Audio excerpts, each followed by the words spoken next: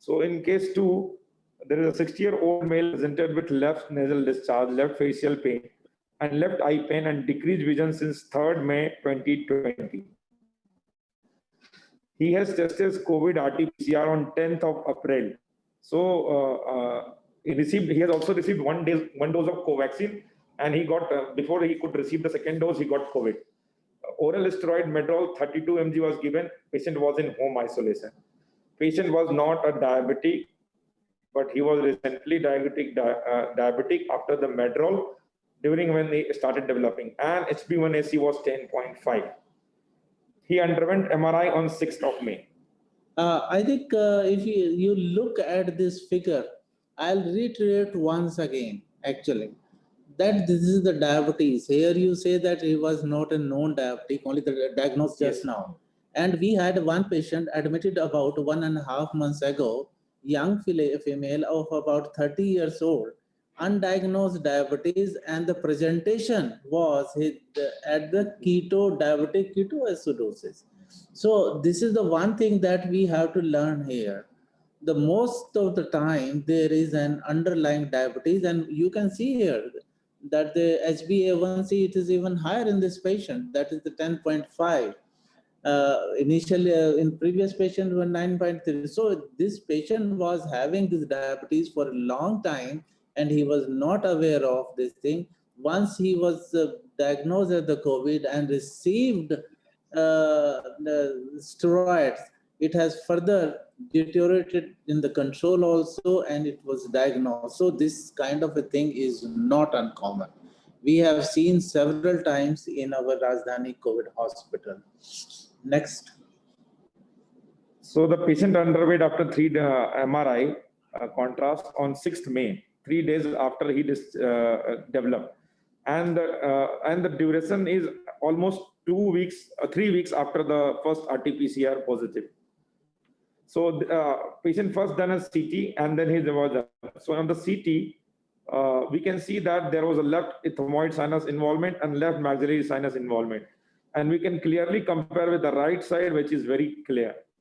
Also, we cannot comment about the nasal septum. So then he went to the ENT surgeon, and then ENT surgeon said that we need to do an MRI to assess the disease better. This is the investigation of choice. So the MRI was done, and in the MRI, we can see that this is a post-contrast MRI. We can see that the disease on the left side.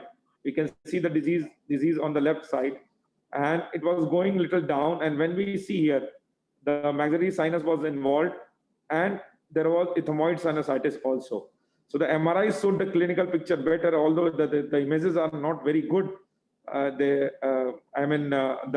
We can appreciate here that there was loss of contrast uptake on the left side as compared to the right side. We can see here patchy contrast uptake.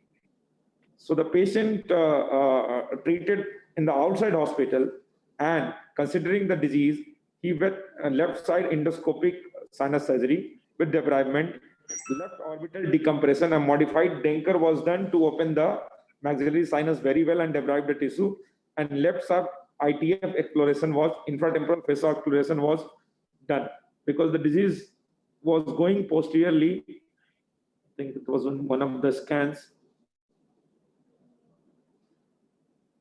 Not very clear here. So patient received 1.8 gram of amitriptyline B, and then he has developed serum creatinine 2.6 and hypokalemia. So he was shifted to SGPGI, and then he was restarted on liposomal amphotericin B.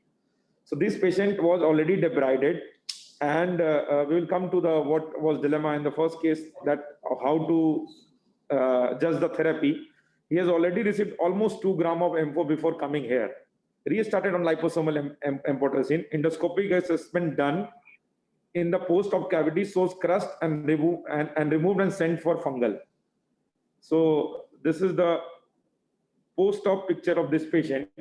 So we can see this, the picture is not clear, but this is the maxillary sinus widely open. This is the nasal cavity, everything fine. But this area was not looking very healthy. We removed all the crust and sent madam for the fungal culture. But even on this assessment, we could not get a fungal culture. So, but the patient continued to have problems. He has had pain, headache. So we did a repeat MRI.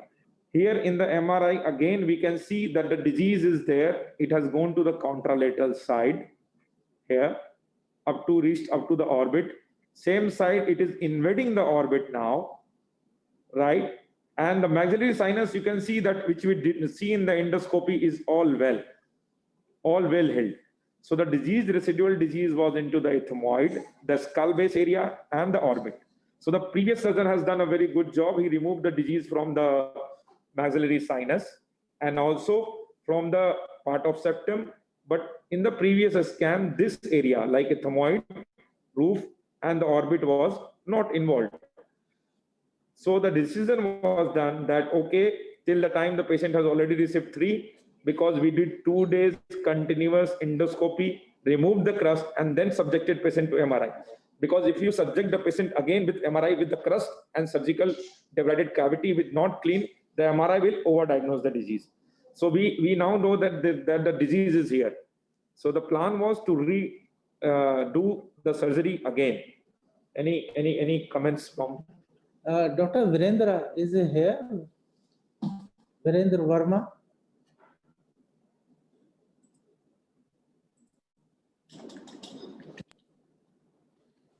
Hello.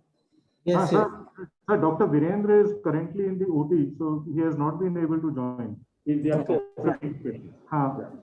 Would you like to comment on it? So with the given extension of the disease and the post-surgical state, as is evident, the debridement that has been done on both the sides, which also includes the septum, there is no confusion that the stage of disease as of now is stage 3 for sure. And there is a very high likelihood that some amount of micro dissemination into the basifrontal part of the brain might have occurred given the amount of ethmoidal involvement.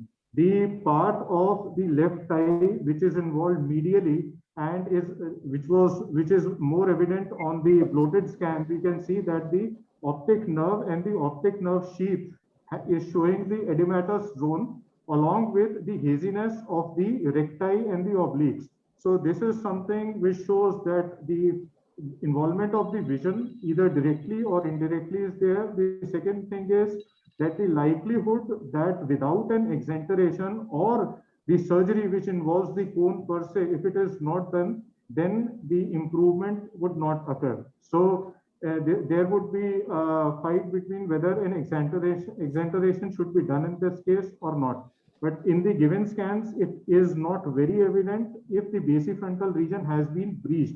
There is a likelihood, given the amount of ethmoidal involvement, that some amount of the gyrus sectors might have been breached. But other views might give us a better insight into the involvement of the brain, sir. So this is a stage 3B to stage 3D in terms of the actual staging of the disease, sir. Very well said, sir. And there was some basifrontal involvement, although it was not very evident. But when we opened up the case, the cribriform plate was involved, and through that area, I think some disease has went into the basifrontal area. But we taken the consent of we talked about the multidisciplinary team about the surgical, and we were in the favor that we will not go intracranial. We will remove the disease till the skull base, and just as Sir Hardeep Puri has said, that the orbital exenteration plan was done because of the extensive involvement of the orbit. But here also we can see that only the medial compartment of the orbit was involved till the optic nerve. The lateral compartment is free. It can be very well said that the lateral compartment is free. So with this, we went inside. We have taken a consent for orbital exenteration in this case. And during the surgery, we removed the entire ethmoid and everything, if I have the pictures. So this is the sphenoid sinus. Even the sphenoid sinus was involved. This is the skull base, and this is the cribriform plate. So you can see the cribriform plate was involved, yellow tissue here, although not very visible here. It was very visible in the operation theater that the cribriform plate was involved, but the sphenoid, the planum and everything was free. Then what we did, that we saw that in the medial compartment, it was involved. So this is the superior rectus muscle. The medial rectus has been dissected. So we went endoscopic and we debrided the entire orbit and we reached up to the optic nerve. So you can see that this is the optic nerve, which is little swelled up as we saw in the MRI, and we could debride everything. So this is the orbital apex. The disease was reaching up to the orbital apex. So we could remove everything without removing the eye. And then intraop also, we went inside to the lateral compartment of the optic nerve. You can see that we went into the lateral compartment of the optic nerve and we removed entire thing endoscopically and without being orbital exentration. The side effect is that later on the thesis bulbi will happen that we discuss with ophthalmologists, but this will give a good cost message that we are not removing the eye per se, the ball, which is not involved. So in this case, we removed everything except from the skull base.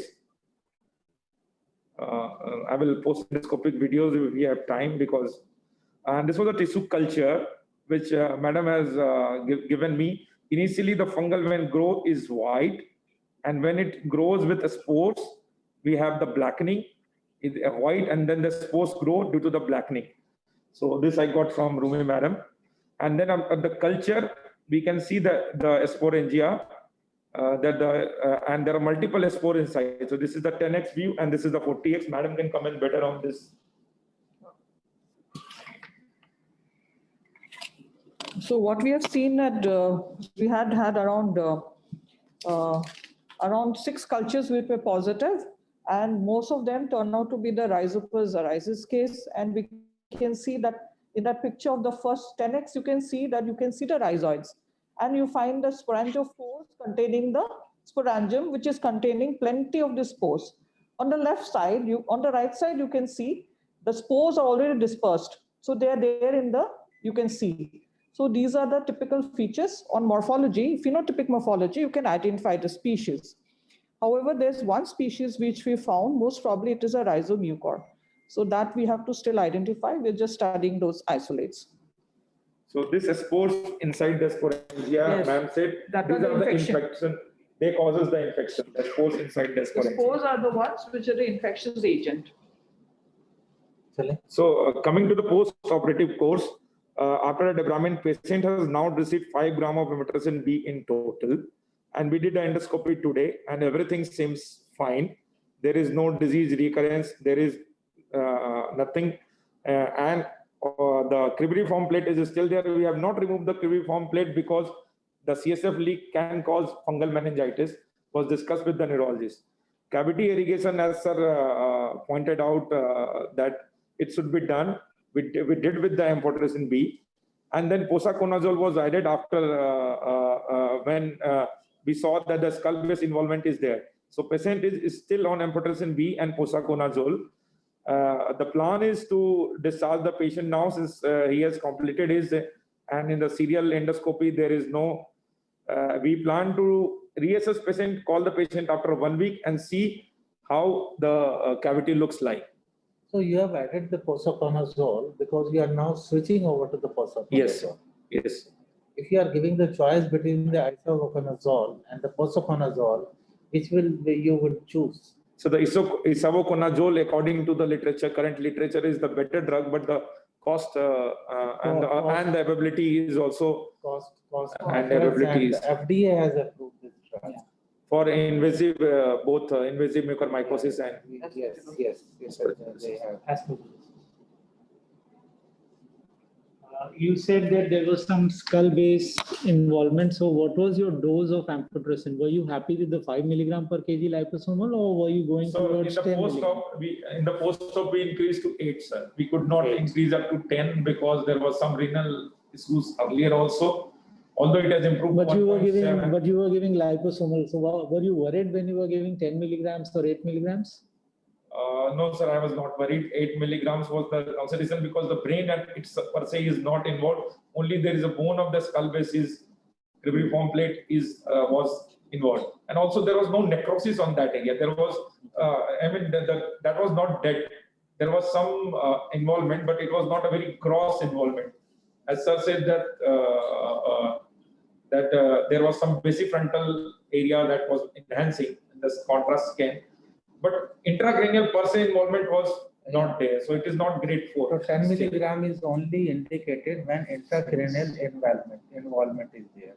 And if you are giving the 10 milligrams per kg, then the chances of the toxicity is very, very high. So I think if you could go up to the 7 or 8 milligrams, that is good enough. Usual dose recommendations are up to 7 or 8, Yes, but in circumstances where the CNS penetration, people will try for 10 milligram. Obviously, you have to watch out for the creatinine. You have to do the same things like preloading, removing the other nephrotoxic medications. You have to give priority to this drug and remove the extraneous drugs which are there in this picture. So you will have to do all that. And sir, I just wanted to ask one question. Like, these are the patient of sinusitis.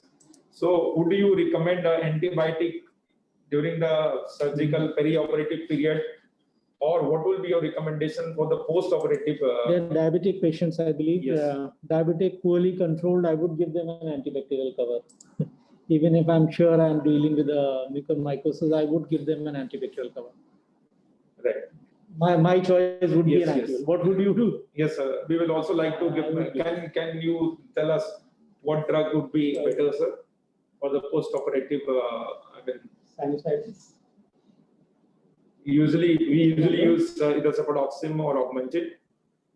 Any broad spectrum BL-BLI combination, which has a good coverage for common organisms. Amoxiclav is a good drug because it can cover gram-positive and anaerobe both. But the problem is that if you are doing it in a hospital-based settings, Yes. then covering it for a post-operative wound infection, then probably there may not be enough. A broader spectrum containing of a higher generation BL-BLI combination and a gram-positive cover would be an adequate, something like cefoperazone, sulbactam plus clindamycin. That would be a decent cover for a patient in which you are suspecting dirty necrotic areas, and you are suspecting secondary bacterial contamination, and also prevention of secondary wound infection. That would be a decent combination to start with. And other thing which we were discussing about Dosing of. The antibacterial cover that you are highlighting may be a shorter course, but the antifungal may be a prolonged course. Longer. So for the initial post-operative period, maybe for few days to a week or so, you may cover it with the antibacterial as well. But later on, probably it may not be more relevant. You will have to taper it out. And regarding the maximum dose of tolerable dose of amphotericin B, the pharmacokinetic and outcome correlating studies which have been done, they say that outcome difference between 6 to 8 milligrams and 7 to 10 milligrams did not have much difference except for the increase in toxicity. So as Professor Dhiman just said, that 7 to 8 milligram would be a fairly optimal and a standard dose, even in patients who have intracranial extension. I'll just take up the question that has been asked from the audience also. But what we have to do when M4 is not available? So that's a very situation which everybody is facing. That even if you don't have amphotericin B, you don't have isavuconazole, you don't have posaconazole, what to do? The response is graded. If you don't have liposomal amphotericin B, you can go with isavuconazole to start as a primary therapy, which has been recently licensed in USA and approved by FDA for primary therapy of mucormycosis, and followed by posaconazole, which has not been FDA approved, but still delayed release tablets and IV formulations are now in market. So better bioavailability is being expected, which was not there with the syrup formulations. So they can be utilized. And if you don't have any choice, then conventional amphotericin B should be the last resort. Apart from that, we do not have anything else to use, especially in cases of mucor, because the rest of the things will not work. I think one of the study they say, or the recommendations from the specialist, if you don't have anything, you can use the itraconazole. Itraconazole also, yes. So that you can use also. So we have like this. Do you reduce or stop steroids in such situation? Stop. Usually we try to stop it. even like the first patient was on 4-liter oxygen, now he's on 2-liter oxygen, is doing well without any steroids. So, I mean, he improved from 4-liter, we received, and now he's on 2-liter. And then on room air, he's 92. So, if I think the therapy has been given longer, we can stop it. And so, tapering is also sometimes we can just stop it if the situation demand. It is not necessary that we need to taper. That is what the endocrinologist said here. If the steroid duration is less than 3 weeks, Yes. and that does not have a very major effect on the hypothalamic pituitary axis, then even abrupt stopping can be done if the condition demands. And it is our apprehension most of the time to give beyond 2 weeks. Steroids giving beyond 2 weeks. Actually, beyond 2 weeks, there is not In much. that situation, you can give the SOS hydrocortisone also. Yes, replacement dose corticosteroids are. Other than giving on a daily basis, then you can use it depending the situation at that time. So another question is that for Amit as well as Virender is not here, washing post-op cavity with the diluted hydrogen peroxide, please, opinion. Do you do it? Sir, I mean, hydrogen peroxide is a good agent to reduce or debride the cavity. But I think I will prefer amphotericin B than to hydrogen peroxide. But if amphotericin B is not available, we can do it. And also regarding if there is no antifungal drug is available, then surgical role of surgery is to debride the disc tissue. The only treatment is antifungal. So you have to give something. If nothing is available, as you said, the itraconazole is endorsed by the fungal study group. So I think that may be the choice, and then we can do the surgery. But amphotericin B is the drug of choice, as everyone said, sir. I think one of the participants says that what if the amphotericin B and the posaconazole is not available for the patient, as is the case in most of the centers. After the debridement, what drugs should be started? I would like to say one thing here. The government is now going to procure both isavuconazole as well as posaconazole also. I think government is doing their best to provide the medicines also, because they have given the new licenses also. The availability of even the amphotericin B will go up. But we have gone to the extent, if you don't have anything, at least you start the itraconazole. There are many role of the voriconazole in medical management. I think this is a very good question, and I'll ask RK or the. This is one drug that you should not use. It is. Voriconazole is considered as a risk factor for mucormycosis because it will create more selection pressure by killing certain bugs, and there will be more growth of mucor. Therefore, it is recommended in COVID-19 situations not to use voriconazole as a left and right therapy wherever you suspect an aspergillus sort of phenomena. So verify the findings first. If it is in favor of aspergillosis, please go ahead. But there are very, very doubtful situations in CAPA, which is COVID-associated pulmonary aspergillosis, that there will be a doubt phenomena will always be there. You're not sure. I think here only I can show you one picture which Dr.